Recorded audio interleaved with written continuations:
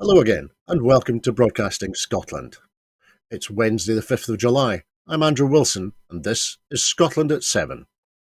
This evening, I have the latest daily update from Ukraine on day 497 of the illegal Russian war of aggression and imperial ambition. Then I will introduce our guest for this evening, and then together we will take a look at today's headlines from Scotland and around the world, and this evening, in particular, at the NHS. Russia has said today that one person was killed and another 41 injured, including 2 children, by Ukrainian fire on the Russian-occupied East Ukrainian town of Makiivka. Overnight, residential buildings and a medical facility were damaged by a Russian rocket attack on Druzhkivka in the Donetsk region. The governors of Russia's Kursk and Belgorod regions have said the regions came under fire from Ukrainian forces across the border in the early hours of this morning, although no casualties were reported. Ukrainian officials said at least 43 people, including 12 children, were wounded in a Russian missile strike yesterday, which an officer said targeted a military funeral in the northeastern Kharkiv region. The strike hit a parking lot outside a residential building in the town of around 28,000 people. The Russian state-owned news agency TASS reported today that the website and mobile app of the Russian railways network had been subjected to a massive hacker attack. Yelena Milashina, of the prominent journalists for the Novaya Gazeta newspaper, who was brutally beaten in Chechnya yesterday, has been moved to a hospital in Moscow. The Ukraine government has accused Russia of planning a provocation at the Moscow-controlled Zaporizhzhia nuclear power plant, while Russia claimed that Kyiv was planning to attack the facility. Fears over the safety risks for the nuclear plant, Europe's largest, have been constant throughout Russia's invasion, but increased in early June after the destruction of the Kakhovka Dam, the source of cooling water for its reactors. The Russian Foreign Ministry has said that Russia sees no basis for renewing the Black Sea grain deal less than 2 weeks before the expiration of the agreement, which has allowed grain to be shipped out of Black Sea ports despite the war in Ukraine. Vladimir Putin has said that Russia remains united as never before in the wake of the failed mutiny by the Wagner mercenary group, and he claimed the country continued to flourish in the face of heavy Western sanctions over his invasion of Ukraine.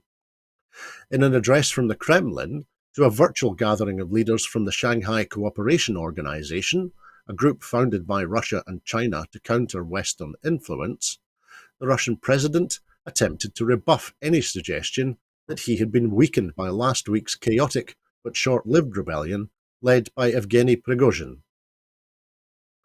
And a funeral service has taken place in Kyiv for the celebrated writer Victoria Amelina, a Ukrainian novelist, poet and public intellectual.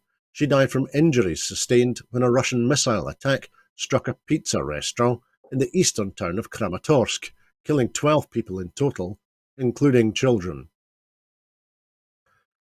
Now, we are lucky enough to be joined this evening by Maureen Watt, who's a retired politician and a former Minister for Mental Health in the Scottish Government. Maureen served as a regional MSP for North East Scotland from 2006 until 2011, and was then the member of our Scottish Parliament, representing the constituency of Aberdeen South and North Kincardine from 2011 to 2021, when she was lucky enough to retire. Maureen has also been a teacher and a counsellor, amongst many other roles. Maureen, good evening. It's great to see you on Broadcasting Scotland this evening. How are you? I'm good, thank you. I'm not enjoying all this rain we're having here. I know that June was supposed to be the driest month on record, but I tell you, the first few days of July up here are making up for it. It's been doing nothing but rain. Well, I'm sure the gardens need it, and I'm sure the whisky industry needs it too, so it's not a bad thing. Yeah, But thank you for joining us this evening. you're welcome. Our first story this evening is that the people of Scotland support more powers on workers' rights and economic policy being delivered to the Scottish Parliament, according to a new poll. The SNP has said that the survey from Survation, which shows that Scots back the evolution of employment law, energy security and cost of living policies to Holyrood, demonstrates that people in Scotland have lost faith in Westminster as the cost of living crisis worsens for households and the Tories clamp down on workers' rights. The poll found that 42% of Scots support the devolution of energy security policies, with 34% against. 41% of Scots support the devolution of employment law, with 33% against. And 46% of Scots support the devolution of cost of living policies, with 33% against. The SNP's Scotland spokesperson, Dr Philippa Whitford MP, said the poll should serve as a wake-up call to the Tories and Labour, who have consistently blocked the devolution of such powers to Holyrood. She also stated that further powers must be handed over to Scotland's Parliament, but that the only way to take power out of the hands of Westminster for good is with independence. In a comment on the poll results, Dr Whitfield said that to put powers in the hands of Holyrood so we can make a positive impact on people's lives, it's clear what we really need are the full powers of independence. So, Maureen, firstly, is what the Survation says their polling shows reflected at all in what you're hearing from folks in and around Aberdeenshire and North Kincardineshire? Yes, absolutely. I mean, we do a lot of chapping on doors, as they say. And interestingly, despite the fact that the Scottish National Party has had a blip and is not as fighting fit as it could be at the moment, people are still, and the independence vote is holding up. And, you know, the results of that poll show you that people are realising that independence is the only means to get a better society. I mean, over 40% for employment law and energy security. That's very pertinent to most people. But 46% thinking that we're the one that Scotland should have the cost of living responsibility for that devolved really shows you that people are thinking, well, independence is maybe the only answer. And this poll does reflect what we're finding on the doorsteps, not only in Aberdeen South and North Kincardine, I think, but everywhere else that is out door knocking or having stalls on the street. And this is good news for the SNP and the independence cause, and makes you realise that people are really thinking there must be something better than what we're experiencing under 13 years of Tory rule from Westminster and an opposition in Labour that are not offering any real alternatives to this. So great news. Thanks, Maureen. And how do you think this polling squares with the perpetual unionist and mainstream media narrative that the Scottish Government is unable to do anything competently? We all know the nicknames that were attached to the First Minister, for example. So does this polling on devolution preferences suggest that voters simply don't buy what they're hearing from the Labour Party, from the Tory Party, from the Lib Dems, and from the London-based media? Yeah, I think they're sick and tired of the London-based media parroting the lines from the main Westminster parties and are looking for other sources for their news. So I think that, you know, remember for a while Tommy Sheppard was pursuing the Tories, the Westminster government for their polling to make that public, because of course it was taxpayers' money that was used to fund the polling, and he didn't get anywhere. And I thought at that point it was because they were running scared way back when, and certainly after that, Alistair Jack certainly racked up the rhetoric about how awful independence would be. And I suspect if they've done any subsequent polling, it's showing it even worse for the Union and for the Tories, and that's why the mainstream media are backing their line. Thanks, Maureen. Alistair Jack racked up the rhetoric. That's easy for you to say, but it's a good point you're making. Thank you. Let's move on now, because many British companies have moved to the EU in a bid to avoid trade difficulties post-Brexit, according to the news company Reuters. German economic data shows that the British firms opened 170 foreign direct investment projects in Germany last year. That's well over the 50 inquiries from British firms. That's inquiries, not projects committed, which was recorded by the German Trade and Invest Organisation back in 2015, before Brexit. Meanwhile, the government of the Netherlands has reported that over 300 Brexit companies, that's firms from Britain it believes are trying to avoid trade friction, have moved operations to the country since 2016. While France and the US saw business investment in early 2023 jump by over 20%, and Germany saw an increase of 7%, inward business investment in Britain stood at only about 1% above its level at the time of the June 2016 vote, which some economists attribute to uncertainty over EU trade ties. Economists and business groups argue that the problem of trade friction with the EU has been exacerbated by Britain's lack of a long-term fiscal strategy, with repeated temporary tax breaks sitting uneasily alongside the average 7-year investment cycle for manufacturers, according to the trade body Make UK. Now, Maureen, we'll come back to the cycle of boom and bust in the second half of the programme this evening. So, putting that to one side for a moment, do you think is this lack of investment, inward investment and business investment in the UK since Brexit, now, do you think is that another problem fundamentally, systemically with Brexit? Or on the other hand, is it another problem with the way in which the Tory government implemented very nearly the hardest possible Brexit and implemented it very badly? Well, I think it's both. I think Brexit, some of us knew at the time and voted against it and campaigned against Brexit. And since then, that has been proved right. So it is a combination of Brexit being bad for Britain and the way that the Tories have pandered to their far right and implemented probably the hardest Brexit that they possibly could.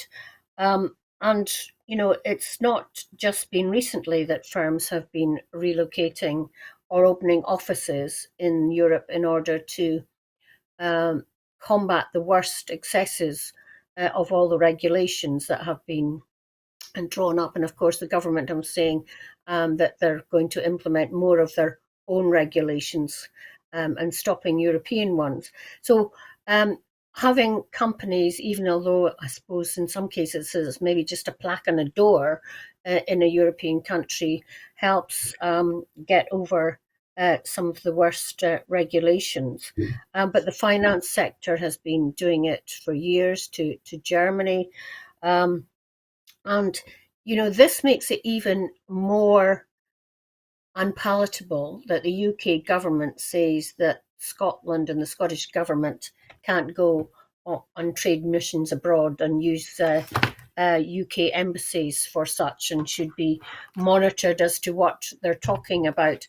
I mean, for goodness sake, if trade delegations from Scotland are wanted at all, they're wanted more than ever now because of the damaging effects of Brexit. So the UK government, to say that they're working for all four devolved nations of the UK is just not the case when they are doing things like that. Thanks, Maureen. And to follow on the point you were making there, Scotland, of course, is the only constituent of the UK which is a net exporter. And of course, a lot of those exports are food and drink. Now, when you and I were speaking on this programme last week, we were talking about the proposal to charge £43 for each consignment crossing the border from between the EU and the UK starting next year. And the estimates from the Fresh Produce Consortium that would add another £11 million in extra costs each year. So do you think, in particular with regard to the export of food and drink, do you think is Scotland, which of course Scotland, which is a net exporter, do you think Scotland, which of course voted against Brexit, do you think we're being unfairly penalised, and that the Tory government is doubling down on that by, as you say, attempting to inhibit or get in the way of Scottish trade missions?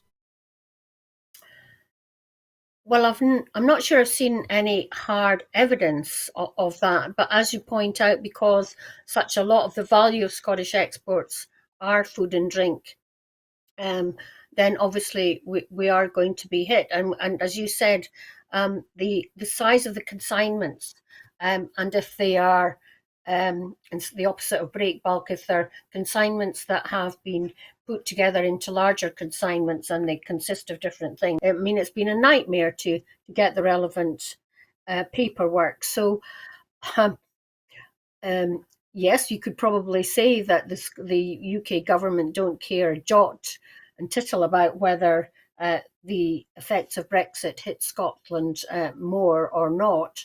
But I just think it plays into the hands of those who see that independence is the only way that Scotland can get back into Europe, and get rid of these barriers that have been put up because of Brexit. And on the doorsteps, people want to talk about that. They say that because we ask them, they say that they're pro-European. They didn't vote for Brexit and they want to get back into Europe. And when we point out that the only way probably is through an independent Scotland, that really begins to make them think about how they see the future of Scotland. Thanks, Maureen. Well, I'm sure that you and I will be talking about the future of Scotland regularly on this programme. I'm sure we will be. But let's move on now, because the UK government is drafting plans to drop the UK's £11.6 billion climate and nature funding pledge, The Guardian has reported. The news has received significant backlash from former ministers and representatives of vulnerable countries, many of whom accused the Prime Minister, Rishi Sunak, of making false promises. A leaked briefing note to ministers explains the reasons behind scrapping the UK's contribution to achieving the global $100 billion a year commitment to developing countries. The note is reported as saying, "Our commitment to double our international climate finance to £11.6 billion was made in 2019, when we were still at 0.7% of GDP spent on international aid and pre-COVID. Before going into the promise by the deadline would be a huge challenge due to new pressures, such as assistance for Ukraine being included in the aid budget."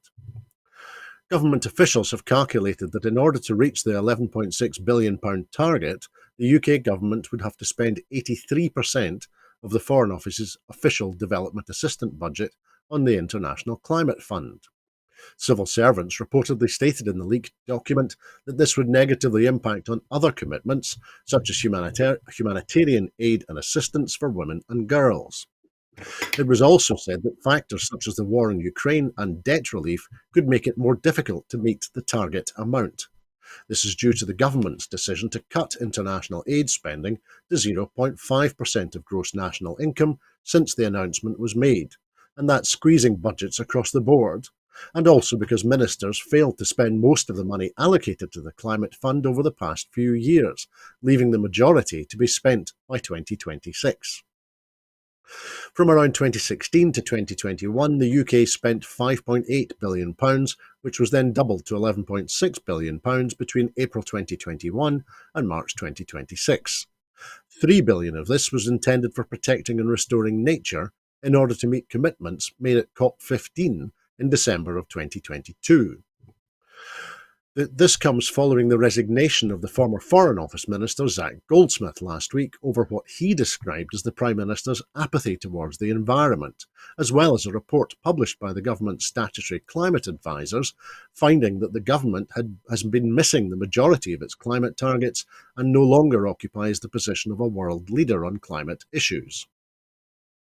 Commenting on the issue, the SNP's environment spokesperson, Patricia Gibson MP, said that Western nations have a moral obligation, as some of the leading producers of toxic emissions, to aid those countries that will bear the brunt of the climate crisis. She added that Scotland is already taking a leading role on the world stage in the fight against climate crisis, including loss and damage. But with Westminster dragging us back, it's clear we need the full powers of independence to make further progress towards a greener future. So, firstly, Maureen, on the politics of this, is this actually now more evidence that what Zach Goldsmith was complaining about last week is accurate? The Prime Minister doesn't care, is apathetic in Zach Goldsmith's words about the environment. And do you think, is that maybe because the Prime Minister thinks that rising sea levels won't affect him and his family as they perch on top of a massive pile of cash? Well, I'm not sure I know whether Zach Goldsmith speaking out last week was genuine or because he was um, under the cosh for being a bad boy.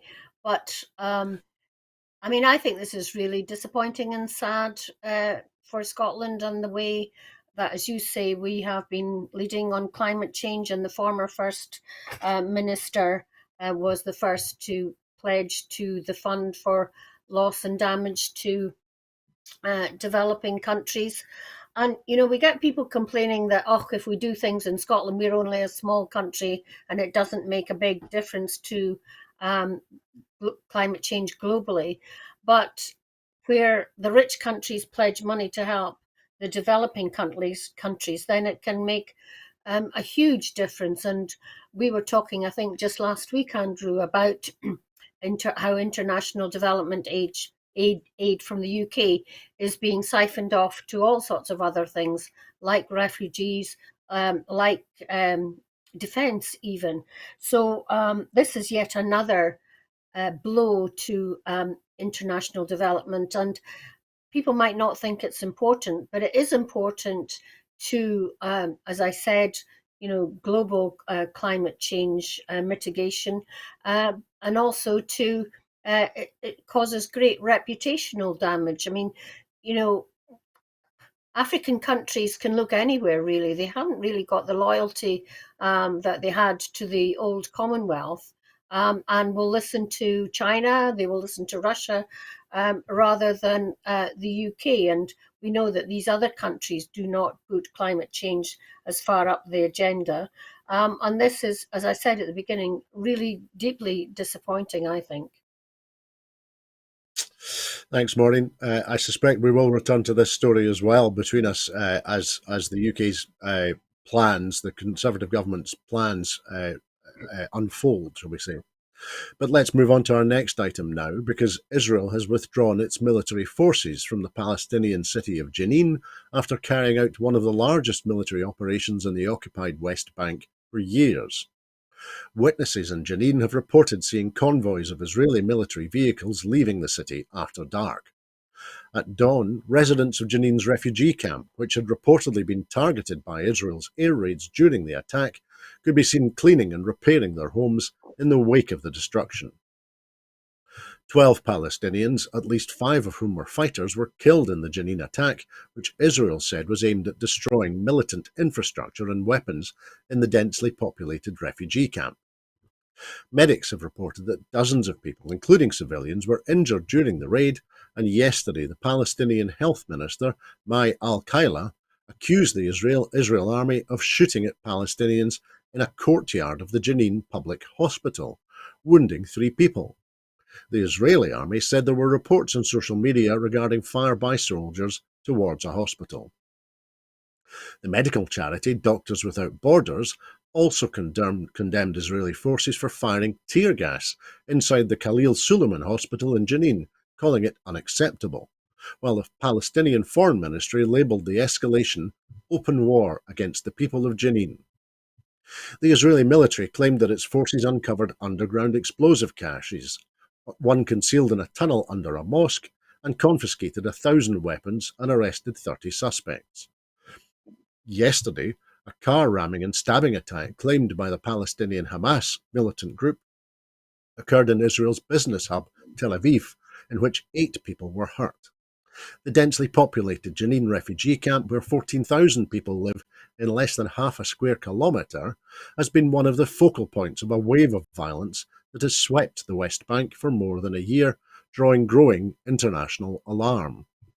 So, Maureen, there may be growing international alarm, but do you think has the international response been in any way adequate to this increasing cycle of violence and death in the occupied Palestinian territory? This is just goes on decade after decade after decade without any resolution, but also with these intermittent invasions, I was going to call them, but going into Palestinian territory and causing absolute havoc and mayhem. It's really quite surprising that Biden hasn't said anything. And,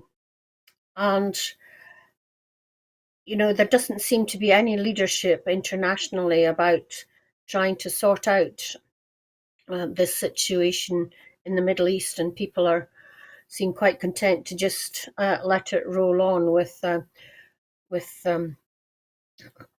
Israel making these incursions into areas, especially with refugee camps, when they think they are a cover for Palestinian fighters, which in itself is really an unacceptable situation. But sending tear gas into a hospital, I mean, what on earth is the necessity for that? I mean, that is just horrible, and it's not going to do Israel's standing internationally any good whatsoever. But you get the impression that the very right-wing government of Netanyahu doesn't care at all, and like right-wing governments all over the world, they kind of just think that they need to appeal to their power base, and that will keep them in power. But there's no morality in this at all. It's very sad. Thanks, Maureen. Definitely lessons to learn there, are lessons to be learned there with regard to how right-wing governments around the world behave towards their own populations and their neighbours. But let's come back to Scotland now, because Scotland's crofters will get help with high energy costs through new grant funding to improve the energy efficiency of their croft homes. Through an extension to the Scottish Government's Croft House grant, crofters can now apply for grants of up to £38,000 towards the cost of home improvements, which will help them save energy, such as loft or wall insulation, new zero direct emissions heating systems, or upgraded windows and doors.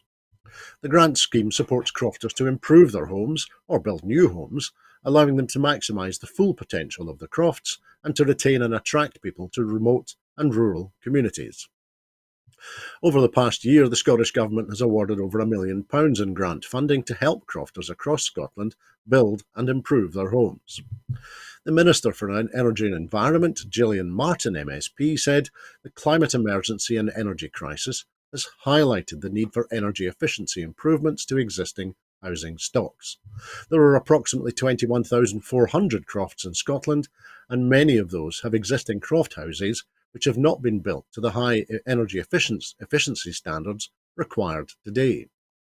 She continued, crofting plays an important part in the long-term sustainability of our rural and island areas, and crofters in remote and rural areas are disproportionately affected by high energy costs and the cost of living. Help targeted to these households and businesses who need it the most. So, Maureen, while thinking about this story this afternoon, it struck me that given the extreme inequality of land ownership in Scotland, and given the historic chronic lack of investment in croft housing stock by their former private landowners, I'm thinking, for example, of the experience on Gia, where the Development Trust has ended up spending a fortune bringing former privately owned homes and croft houses up to an appropriate standard. Do you think, should the Scottish Government also be pressing and requiring landlords to invest these sorts of figures in rural homes which they own and then let out to crofters and others? I think another round of land reform is long overdue, and I hope these kind of issues are considered when we do get the next batch of land reform proposals. being consulted on, which I think is coming shortly, if I'm not wrong in my recall. This is really important because, as you say, Andrew, a lot of croft houses were built of stone where insulation is really difficult to achieve. So making sure that it covers all forms of insulation is really important. And, you know, a lot of the crofts are in areas where, you know, individual house wind turbines would be important, air source heat pumps, and, you know, solar panels, because we know it doesn't have to be that sunny for them to work. So £38,000 per house is quite a substantial amount of money to go towards this. And I suspect that some people will, as you say, consider building a new house with that kind of money available. So it's good to hear, because we often hear about urban insulation schemes, but this is really important that, as you say, rural areas where the cost of fuel and you're off the gas grid costs a hell of a lot more, and we'll make sure that renewable alternatives are available throughout Scotland. So a good, very good news story today. Absolutely. Thank you, Maureen. Now, for the second half of the programme this evening, we're going to focus on Scotland's NHS and the NHS in general. And so, as the first part of that, Health Secretary Michael Matheson has paid tribute to the staff who have helped deliver Scotland's NHS throughout its 75-year existence. Mr. Matheson praised the extraordinary efforts of those involved with the service, particularly in the recent years of the pandemic. He also expressed his gratitude to those whose spirit of innovation has helped Scotland's NHS adapt over the years. He said, "We are fortunate beyond words to have a National Health Service free at the point of need for every single one of us. Looking around the globe, it is clear that what we accept as a basic human right is not enjoyed by the majority of the world's population. On this day, the 75th anniversary of our NHS, I cannot express enough how grateful I am to the people who have delivered this extraordinary service through all of these years. Working has been easy, but along with their colleagues in social care, NHS staff worked in tremendously difficult circumstances to care for those who needed them. Together, they saved countless lives, and their contribution will never be forgotten. From the world's first test tube baby through to robotic surgery and then vaccinations and treatments for COVID-19 being rolled out at incredible pace, our health service has always been ready to adapt to new technologies and scientific developments. That spirit of innovation will be ever more crucial in the years to come, and the NHS and social care face new and different challenges, and it's something we are determined to harness here in Scotland. He went on, with the continued support of people across the country and the unwavering dedication of NHS staff, I have no doubt Scotland's NHS will be celebrating many more anniversaries in the years to come. So, Maureen, firstly, as an introduction to this topic this evening, as Nye Bevan said, the NHS will last as long as there are folk left with the faith to fight for it. Do you think at the moment, are there enough folk with the faith left to fight for Scotland's NHS and the NHS across the UK? That's a good quote. And although the NHS has devolved, and I think in Scotland there are enough people willing to fight for it, I can't say the same for the current UK government. And at 75 years old, like ourselves, I'm not 75 yet, but you know, things begin to creak, and certainly due to years of underfunding, and that's what's happening in the NHS. And you know, where a lot of the people of baby boomer generation are you know, facing chronic illnesses, and are a great strain on the NHS, which is chronically understaffed at the moment, not in small part due to Brexit. So the challenges in the NHS are huge. It is great to celebrate 75 years of its existence, but there are huge challenges, not just because of COVID, which has put such an extra strain on the NHS. If we talk about people for a minute, they're hugely tired and worn out. And, I just hope that the planning that each of the managers put in place makes sure that people have the R&R that they deserve. A good holiday with their families is really important, just to get that break from the constant, not just your own shift, but people are doing extra shifts in the NHS. You hear about that all the time. So I think there are huge issues facing decision makers on the NHS. But it's not all doom and gloom, because AI is going to be really important using that in the NHS. If AI can read scans, for example, better than a human, why are we not really investing in things like that? And in Scotland, as you said, the innovation is amazing. Thanks, Maureen, and that's a good point. The discussion around about the NHS has been a bit doom and gloom today, and so we are going to try and balance that out. So there are a little bit of light and shade in the conversation, and we'll look at a little bit of shade for a moment, because Tony Blair has argued today that technology and the increased use of private healthcare will halt the NHS's supposed decline. In the new foreword to a report from his Tony Blair Institute think tank, he wrote, "The NHS now requires fundamental reform, or eventually support for it will diminish. As in the 1990s, the NHS must either change or decline."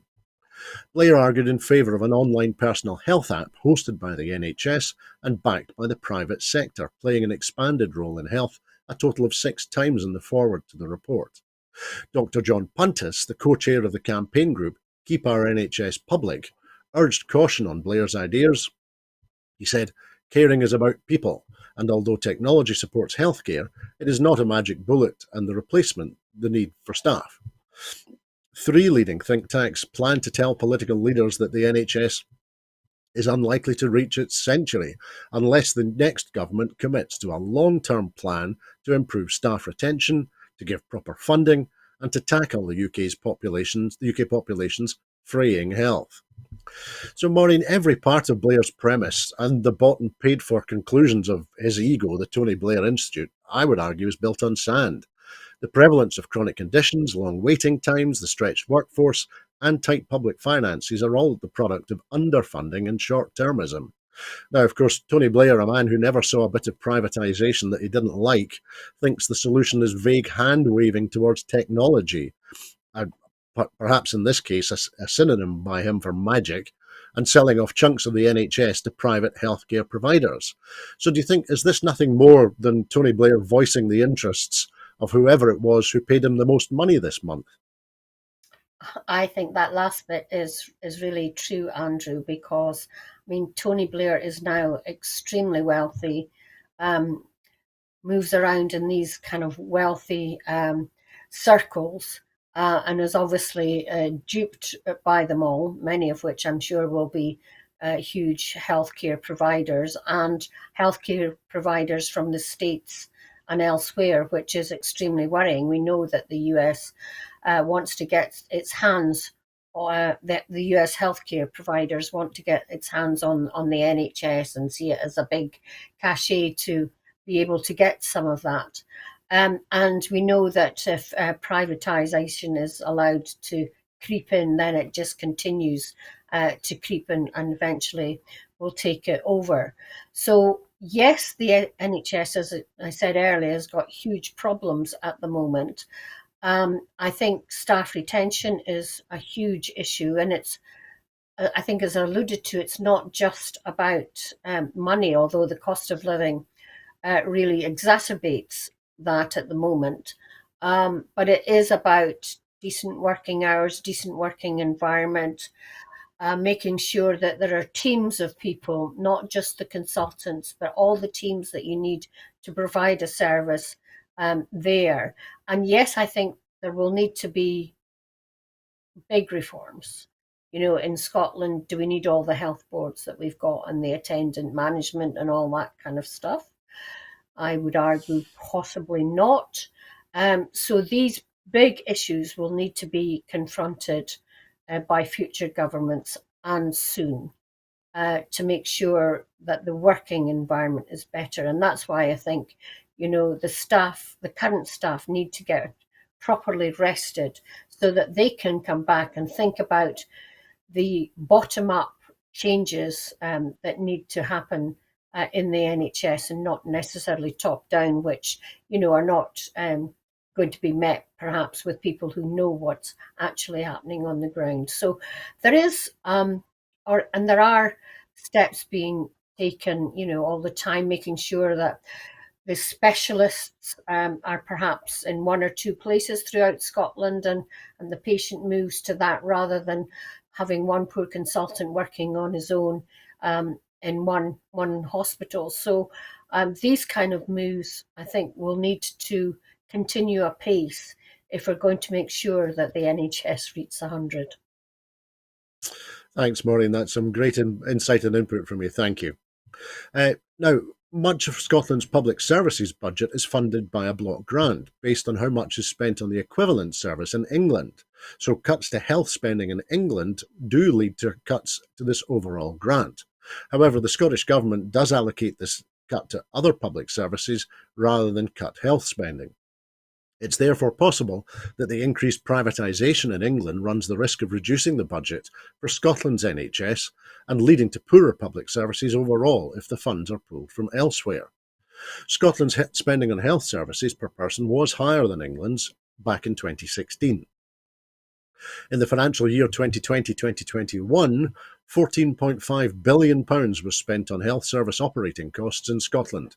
Expenditure on hospital services was £7.9 billion, that's almost 54% of all total expenditure, and expenditure on community services was £3.5 billion, that's about 24% of total expenditure. So, Maureen, given the stark and widening divergence in terms of health policy between Westminster and health policy at Holyrood, is the current funding model under the Barnett formula, which effectively gives the same funding model for the two NHSs despite their divergent health policy, is that funding model sustainable, do you think?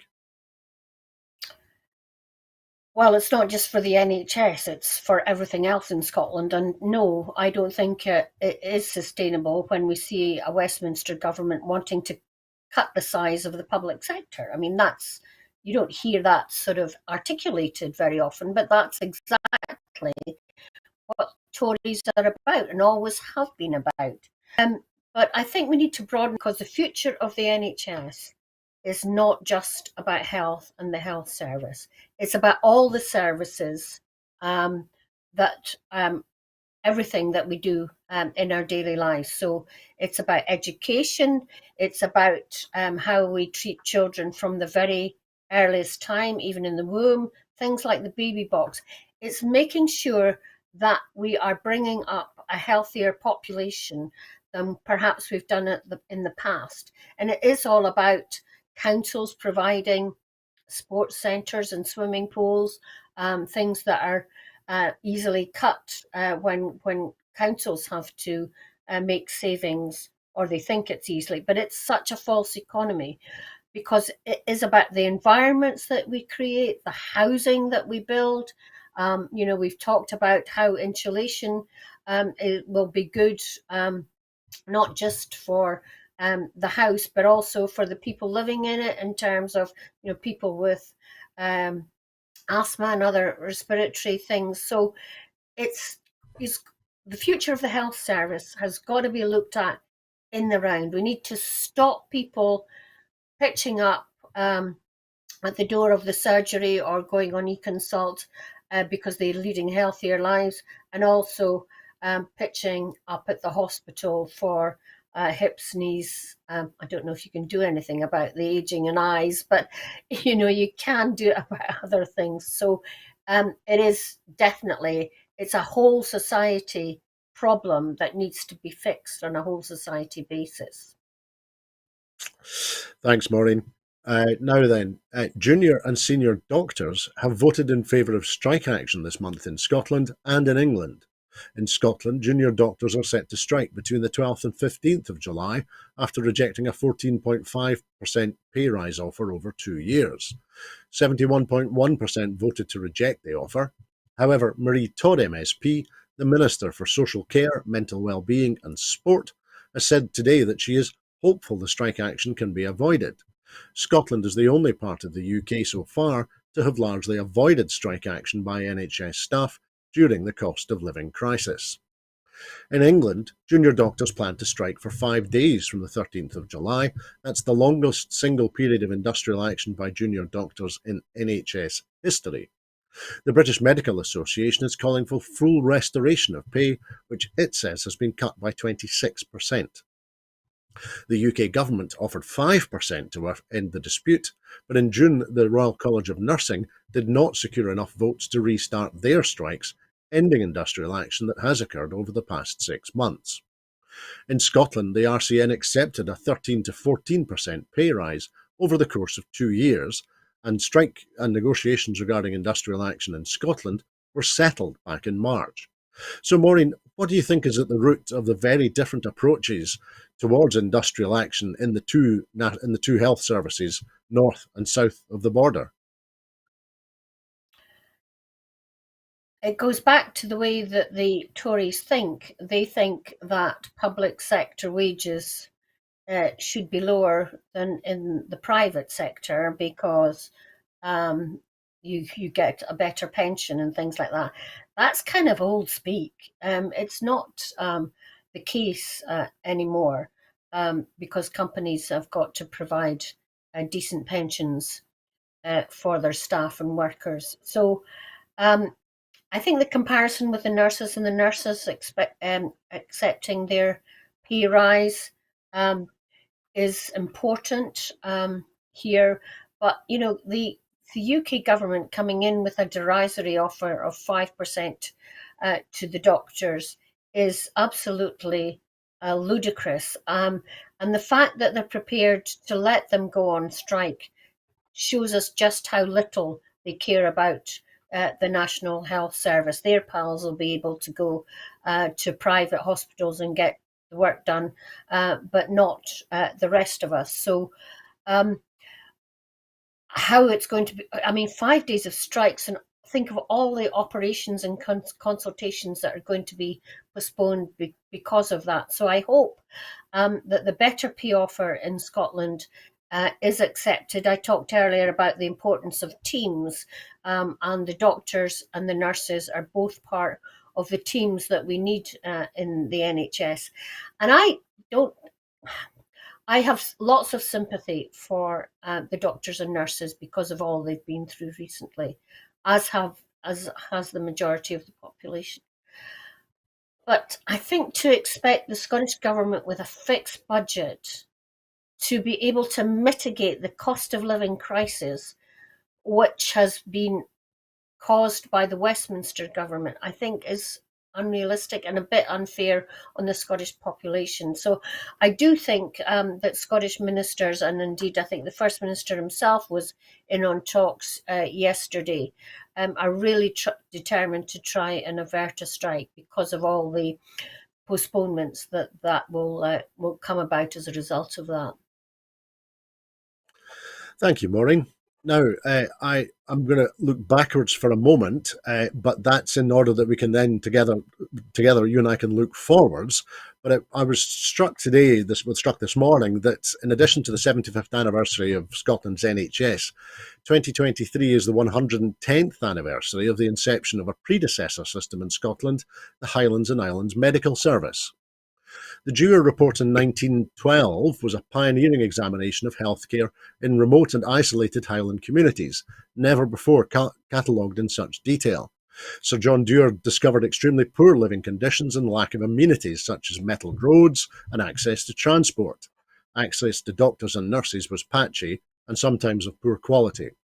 His recommendations for reform in the Dewar Report were accepted by the government in their entirety, and the state-funded Highlands and Islands Medical Service was established, led by Sir John Dewar himself.